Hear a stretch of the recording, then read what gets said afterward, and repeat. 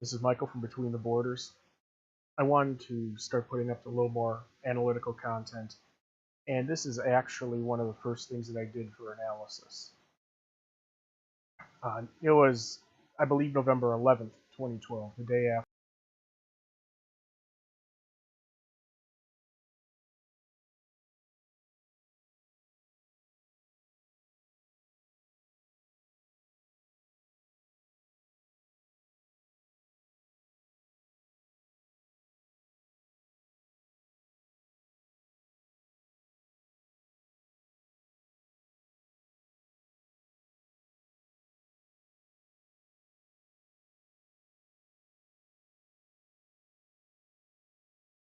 So he came to me, he asked for an analysis, I performed one. It's been, well, obviously it's been 5 years, roughly, since I did this. I had to go back and sort of reconstruct what I did because, frankly, most of that stuff is gone now, unfortunately. But it does allow me to give some follow-up as to what happened to the principals. And here we've got the Richmond Hills homicide bombing of November 10th, 2012. I do want to point out terminology, homicide bombing. It's a bombing that caused a death, or an explosion that caused a death. There are variances from state to state, region to region, country to country. Here, this would not be considered homicide. It would be considered murder. Murder in Wisconsin being the unintentional death of a human being during commission of a felony. I can assure you, blowing up your home and your neighbor's home is a felony. So they'd be charged for murder under those statutes. This absolutely is not manslaughter. Manslaughter is negligence, but you're not performing illegal activity. This is premeditated felony that these people committed, which cost the lives of 2 people. Just straight up front, I have a very interesting tolerance for this sort of thing. I don't know what normal people have tolerances for. Assuming there ever was a normal person, right? This did cause 2 deaths. It destroyed a bunch of homes. There were 7 injured. None of these images will show any sort of gore, or I don't believe there's a single, well, there are people in some of them, but there's not a single injured or dead person in any of them. There could be some buried under the rubble in the neighbor's house, I'm not certain. But there is no gore. This is something that I would show to high school or even younger children, depending on their maturity, with their parents' consent. I'm not your mother, I'm not their guardian. Make your own decision here. If you're very easily squicked out or even the thought of violence, leave now. I mean, I won't hold it against you. We could do this all over text if you want, but this is the real world. And all of the images here have been culled from various news sources. I have provided links below in the description and links inline in the image. This is all being put under fair use for educational purposes. I'm not the owner of any of these images. However, I'm attempting to educate you in blast analysis routines. This is what we have.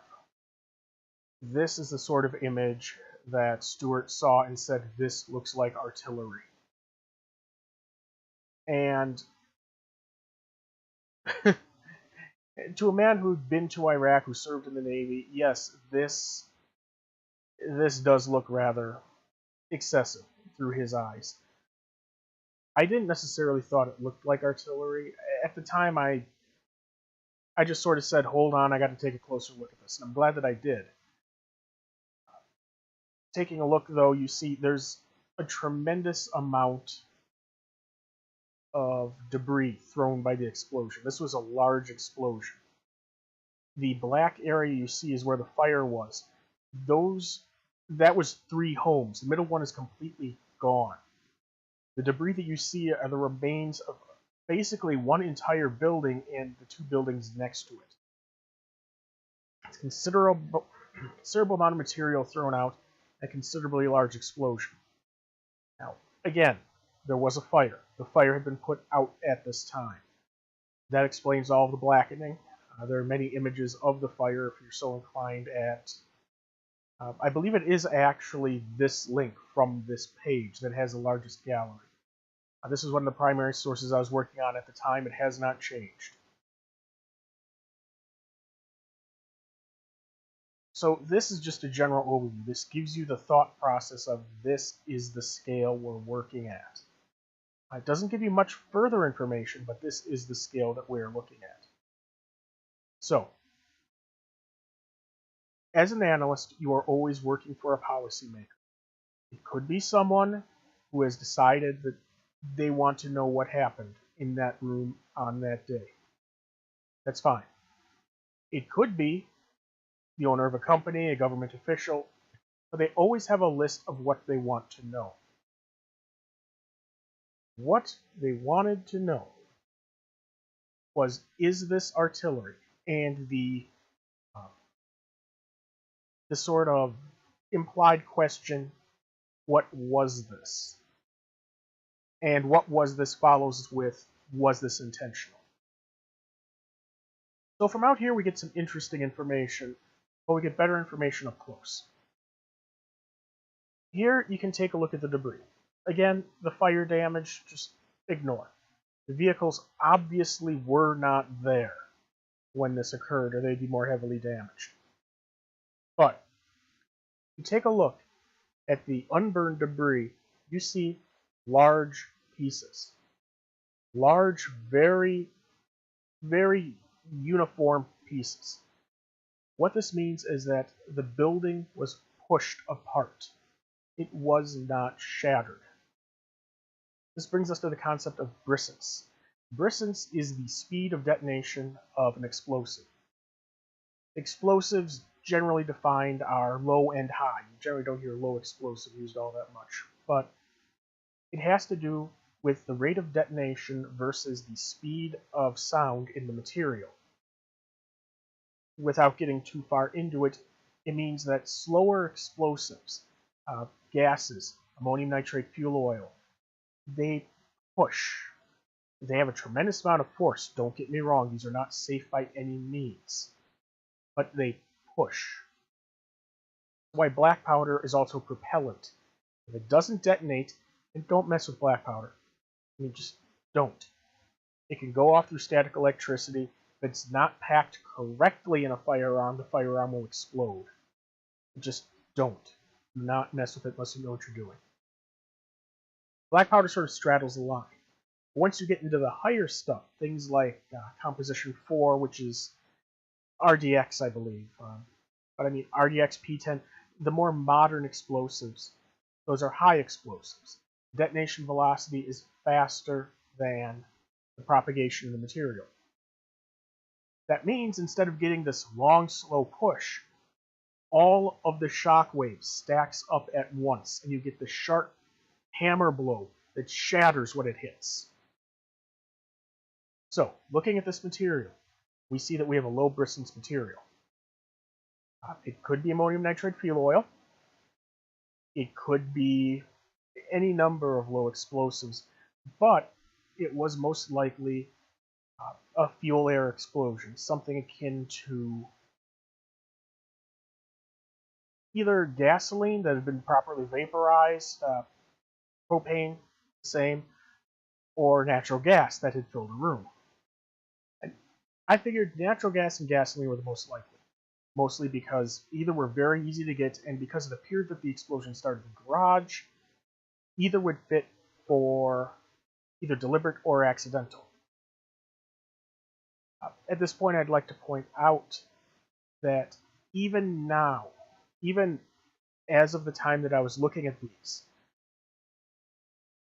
they had already gathered that all the people in that home had left. They even boarded the cat. This is a pretty strong indicator this was premeditated. Turns out they'd also discussed with somebody from the gas company what would happen if they had disabled the regulator on the natural gas system and have it fill the room. So That was pretty much a smoking gun. And that may actually have been one of the principals here. He'd been convicted already of 2 life sentences, got another 50 years for trying to hire a hitman to kill a key witness. I'm curious if that's who the key witness was. I haven't dug too deep in that because these people are put away. I'm happy with that. We don't want them in society. Insurance scam, by the way. Their entire point was insurance fraud. They killed 2 people, did $4 million worth of damage, and injured 7 others for an insurance fraud. Just, they're bad at making bombs. They're self-centered, they're selfish, and they're idiots. Glad they're gone. But this doesn't tell us what we need to know about the size of the explosion. And for that, I had to do some digging. And it took me some time, but I did finally find exactly what I was looking for. I believe it was this image. It's possible it was just an image of this home. But if you take a look, I mean, like I said, the cars have been far more damaged. This was several houses away on the other side of the street. Siding's pulled off. Windows are broken, but not all of them. That's important. Debris, I mean, enough to shatter tempered glass. I mean, when tempered glass goes, it goes. But you can bounce, gravel off the road on those windows and nothing. This was a substantial amount of force. But take a look at the building. There are 2 windows next to each other here. And that's incredibly important. They are next to each other. One is broken, one is not. That means we can use this point right here to determine overpressure. I'm fairly certain, it's been years since I've done this, I'm fairly certain that 0.5 pounds per square inch of overpressure shatters windows. Now, I did kind of forget that this was an oblique angle, but this gave me, at this location, 0.5 pounds per square inch of overpressure. Using the very standard rules that govern overpressure and explosives, because they're virtually always explosions are very predictable, at least to an order of magnitude. What you end up with here is you have a simple cubic progression where from here you can go back and determine the overpressure at a point source. Point source overpressure, not necessarily worthwhile, but you can determine how much energy was in the initial explosion. Now, what I figured is the amount of material, assuming we were talking about a high explosive, which we weren't, but you always give the policymaker all of the information they could possibly need. This is larger than 75 millimeter and I think a little smaller than a 152 millimeter high explosive artillery charge. So, I mean, we're talking dozens, maybe hundreds of pounds of shell. Not all of that's explosive, but you're talking a massive thing that you're not going to just find lying around in the U.S. I mean, this is the sort of thing that's even relatively hard to find in a single unit in one of the dumps in Iraq. Now, you pile up enough stuff, sure, but in the U.S., you don't just find unexploded ordnance sitting around. You don't have these stockpiles. You really have to go out of your way. But it's very hard to figure out the explosive properties of gas, at least without getting down into the raw chemistry zone. Because between the stoichiometric ratios, the unknowns, the upper and lower limits of explosive performance, because a pure methane atmosphere will not explode. You need a certain amount of oxygen, and you need a certain amount of methane. Anything outside of those limits will not explode. Frankly, firefighters are great people to ask for that because they know when you're done. Get out. So, looking at the explosive potential that I found, I ended up with, I forget what it was, but it was feasible that it would be approximately the volume of, say, a quarter-filled garage. So that was largely what I reported back. Is it's low bristance. This is the amount of material. It's feasible for a garage, and really, that's all they wanted to know. The implied is this terrorism thing. It could have been. It could have been natural, but frankly, it really looked like just a bunch of criminals, and that's what it turned out to be. Whoever did the police analysis of the bombing disagreed with my overpressure by a factor of 2. I attribute that to the fact that I forgot those were oblique windows. But I got the information to the person who requested my analysis 3 months sooner than it was publicly released, and to a point where the effects were indistinguishable. I'm pretty sure if whoever did that explosive analysis and I sat down, we'd find that our uncertainty overlapped. Neither of us could prove the other was wrong. So that was how we got the information down. There was another person who came into the discussion who I later learned was a reporter for somebody in the region, actually, was curious what he was the one who was really curious whether or not it was terrorism. And I gave him the answer I could give him, and everybody hates when analysts talk like this except other analysts, but it could have been. It could have been terrorism. It could have been natural. I don't think it was terrorism. I don't think it was natural. I thought it was a criminal. Maybe it was a deliberate homicide bombing, but this wasn't terrorism designed to affect a community. This was designed to affect that one home and maybe the adjacent ones. It doesn't sound like much, but narrows things down and gives people avenues to go forth. And frankly, if I had told the police that, they had their own people. They didn't need me. But if I had told the local police that and had them go after the people in that building, the same result would have occurred. And that's the important thing, is that we know when we go through this, when we report our facts in a timely and accurate manner, the proper outcome is achieved. And that's all I have for today.